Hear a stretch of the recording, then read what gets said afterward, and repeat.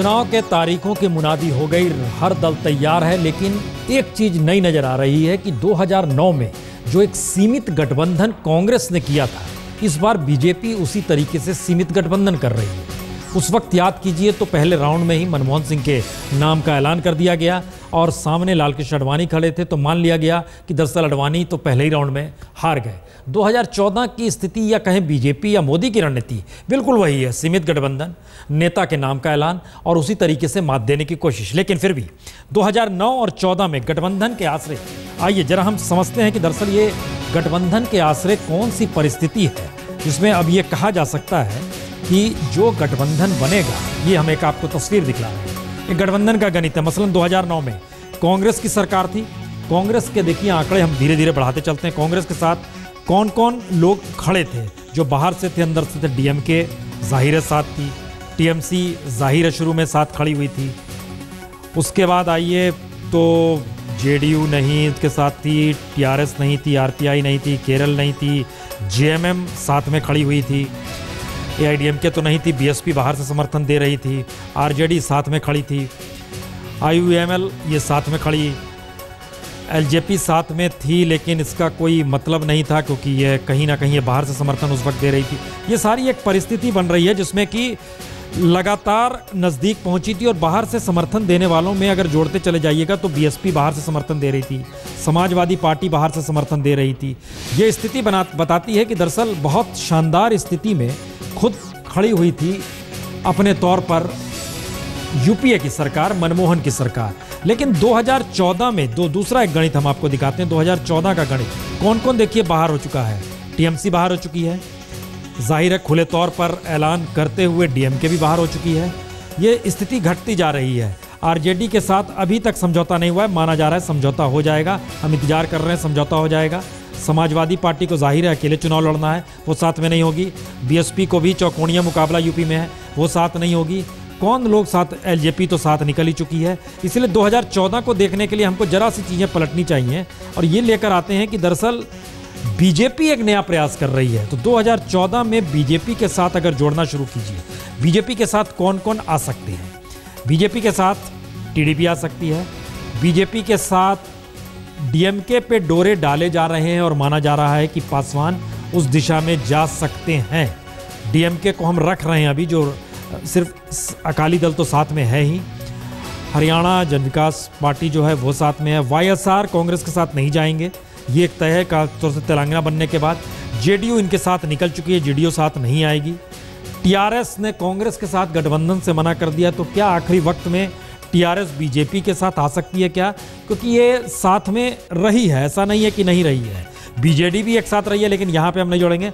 अठावले साहब इनके साथ आके खड़े हो चुके हैं, आरजेडी नहीं जाएंगे, एलजेपी साथ आ गया, इनका आंकड़ा 0 का है, लेकिन ये तादाद धीरे धीरे बढ़ रही है। अब इसमें एक दो महत्वपूर्ण चीज़ ये है कि दरअसल एआईडीएमके टीएमसी चुनाव के बाद की परिस्थिति क्या बनेगी, क्योंकि एआईडीएमके कांग्रेस के साथ जाएगी नहीं जाएगी इसका इंतजार करना होगा। टीएमसी नहीं जाएगी, जो स्थिति है केंद्र में जिसकी सरकार होगी उस स्थिति में आएगी। ये आंकड़े 2014 के कम जरूर हैं, लेकिन एक मतलब इसका बहुत साफ है कि एक सीमित दायरा बड़ा करने की कोशिश में हर कोई है और अपने तरीके से एक नई निशानदेही करना चाह रहा है। इसलिए कांग्रेस की मुश्किल क्यों है, हम इसको एक हिस्सा छोटा सा और आपको खाली बतला दें। इन सब चीज़ों को हटा के आरपीआई भी हटा दिया, डीएमके भी हटा दिया, हमने टीडीपी भी हटाया। कांग्रेस के साथ दरअसल कौन जा सकता है, जरा ये समझने की कोशिश कीजिए। उस लाइन से एआईडीएमके साथ नहीं आएगी, बीएसपी दलित वोट बैंक के मद्देनजर नहीं आएगी, टीएमसी साथ आ नहीं सकती है, लेफ्ट साथ जाएगा नहीं, इसमें आप देखने की कोशिश कीजिए। टीडीपी साथ जाएगा नहीं, ये भी विरोध में है, जो सीमांधारा और तेलंगाना बन गया है। आरएलडी ये साथ में रहेंगे, अजीत सिंह, लेकिन ये बदलते रहते हैं। समाजवादी पार्टी लगातार गुस्से में है, डीएमके तो साथ छोड़कर गई है, एनपीपी साथ आएगी नहीं, शिवसेना आएगी नहीं, अकाली दल आएंगे नहीं, हरियाणा विकास आएगी नहीं, वाईएसआर आएंगे नहीं।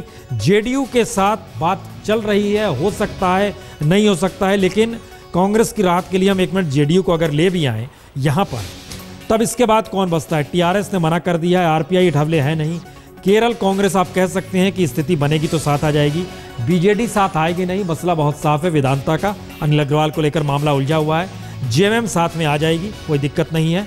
आरजेडी साथ में आती है, जैसे ही आरजेडी साथ में आएगी आपको जेडीयू को बाहर कर देना होगा।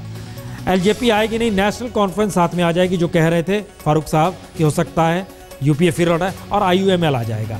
इसका मतलब यह है कि अकेले सिंगल पार्टी 272 के आंकड़े का कोई नहीं छू रहा है, गठबंधन की मजबूरी है। चौरसिया जी, सीमित गठबंधन जो किया गया है, चाहे वो रामविलास पासवान हो, चाहे वह वाइको हो, चाहे वो उदित राज हो, चाहे वो अठावले हो, ये सीमित गठबंधन सीट से ज़्यादा मैसेज है या वाकई सीट में ये कन्वर्ट और ज़्यादा हो कर सकता है? स्थिति क्या है चौरसिया जी? देखिए प्रसून जी, ये बात तो सही है कि कभी गठबंधन हम के साथी हमारे ज़्यादा थे, लेकिन अभी जो ये चर्चा चल रही थी कोई नहीं आ रहा है, तो गठबंधन में जो हमारे साथी जुड़ रहे हैं वो अपना भी भविष्य देख रहे हैं, प्रोस्पेक्ट देख रहे हैं। जिस तरह की कांग्रेस के खिलाफ माहौल बना है, बीजेपी के प्रधानमंत्री के कैंडिडेट जो नरेंद्र भाई की रैलियों में भीड़ उमड़ रही है, तो लोकतंत्र में पैमाना तो भीड़ ही होती है, जनता ही होती है। तो वो आ रहे हैं, तो सच्चाई है कि उनको भी फायदा है, उससे हमें भी फायदा है। गठबंधन तभी होता है जब दोनों को फायदा हो।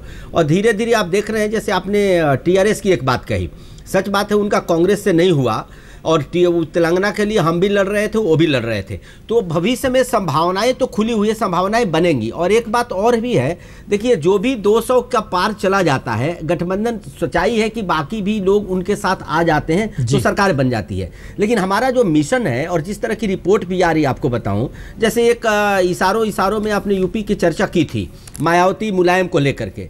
देखिए प्रसून जी, यूपी में बिल्कुल साफ हो चुका है। देखिए कांग्रेस तो कहीं नहीं टिक रही है अभी, लेकिन मुलायम जी की सरकार के जो कारनामे हैं उससे जनता तंग आ चुकी है। मायावती जी को अभी हटाया है और ये एक मैसेज यूपी में है कि ये दोनों मिल करके, भले ही सीबीआई का डर सता रहा हो, ये कांग्रेस की सरकार चलाए जो महंगाई भ्रष्टाचार के लिए जिम्मेवार है। तो माहौल तो कांग्रेस के खिलाफ है, तो उसमें बीजेपी को वहां भी बहुत बढ़त मिलने वाला है।